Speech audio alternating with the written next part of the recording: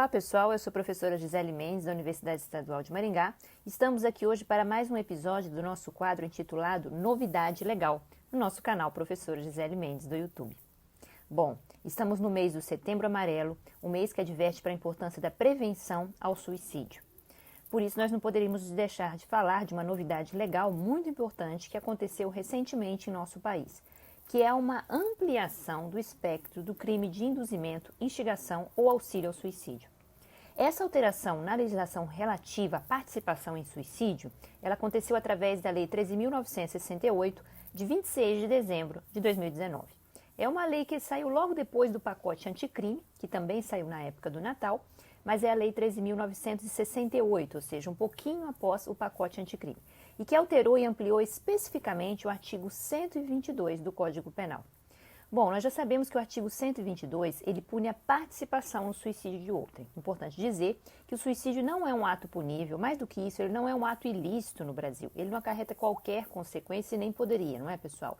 Não só pela inutilidade dessa pena, mas porque nós já não temos mais por que punir alguém que tira a própria vida ou que tenta tirar a própria vida, como acontecia no passado.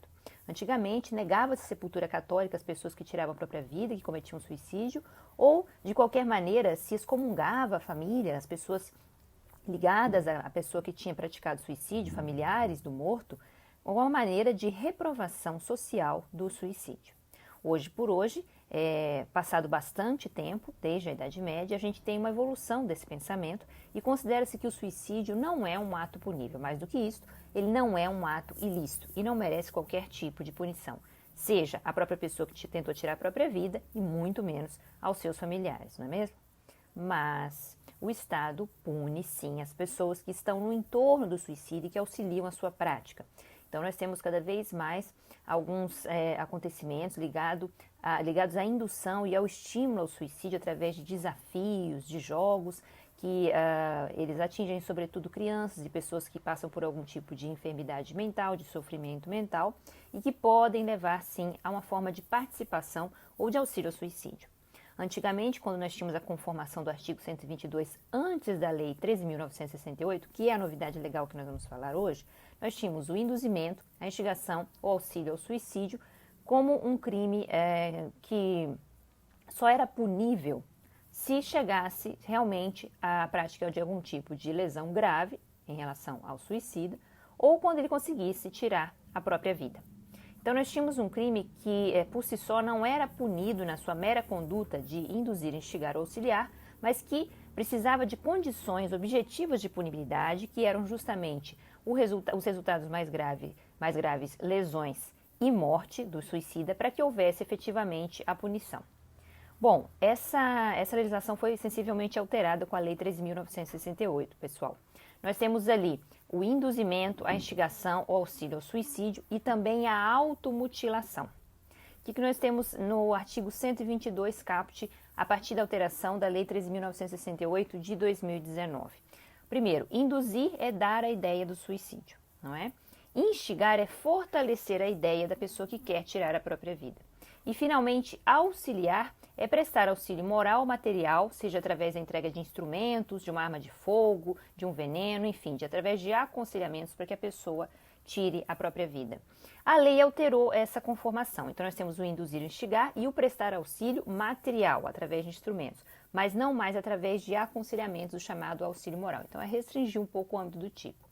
Por outro lado, ela agregou a automutilação. Então, o que nós temos ali? A pessoa vai tirar a própria vida ou tentar tirar a própria vida, mas também as pessoas que praticam automutilação como uma forma de autopunição pelo seu sofrimento moral, já que nós estamos no mês do Setembro Amarelo, é importante que se diga, não só o suicídio, é uma prática bastante recorrente. Nós temos mais de cerca de 800 mil suicídios no ano, acometendo a população, inclusive em números que são alarmantes e maiores do que os próprios homicídios dolosos, não é? Mas nós temos também a prática da automutilação, que essas pessoas em sofrimento mental podem praticar contra si mesmas, causando feridas pelo corpo, não é? Porque vem como uma forma de autopunição. Essas pessoas, claro, como o próprio suicida que tenta tirar a própria vida, não são puníveis, mas quem esteja no entorno, induzindo, estimulando, incentivando ou auxiliando materialmente, como prevê o novo tipo do artigo 122, vão responder pelos resultados. Na verdade, nós temos agora uma conformação diferenciada, porque o crime de mera conduta, ele é punível, e antes ele não era, ou seja, exigia-se a condição objetiva de punibilidade para a efetiva punição. Então, nós temos agora um crime de mera conduta no caput do artigo 122, e depois nós temos parágrafos com as formas qualificadas. Então, quando há a causação das lesões graves, a pena é de 1 a 3 anos de reclusão, e se chega a causar a morte, né, do suicida, ou a automutilação deriva-se em morte, a pena sobe para 2 a 6 anos de reclusão. Mas é importante que nós tenhamos em conta que existe punição para mera conduta no caput. A pena é de 6 meses a 2 anos de detenção. Outras novidades importantes é que nós temos causas de aumento de pena variadas. Primeiro, como já existia antes, se o suicídio é praticado por motivo egoístico, existe esse aumento de pena. E também, no caso de se praticar o comportamento em relação a vítimas menores ou que tenham algum tipo de sofrimento mental.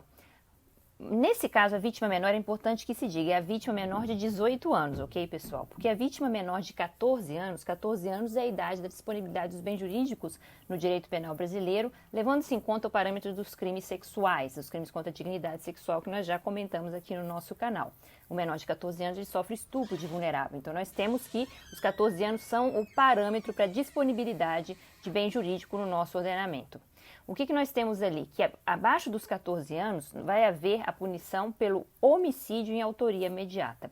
Então, se induz, instiga ou auxilia de qualquer maneira uma pessoa menor de 14 anos à prática da automutilação ou do suicídio, caso ela venha se matar, nós temos, na verdade, um homicídio em autoria imediata por parte da pessoa que auxiliou, instigou ou induziu este menor de 14. E não mais do artigo 122, a punição vai ser por homicídio. Caso essa vítima venha praticar automutilação, que é uma ampliação nova, derivada dessa nova Lei 13.968, então essa pessoa vai estar praticando lesões no próprio corpo. A automutilação em relação ao maior de 14 anos, nós temos aí que a participação é punível pelo 122, por causa dessa inovação legislativa. Por outro lado, se há uma prática de incentivo à automutilação, induzimento, instigação, auxílio material à automutilação de menores de 14 anos, então aí nós vamos deslocar para as lesões corporais em autoria imediata, ok?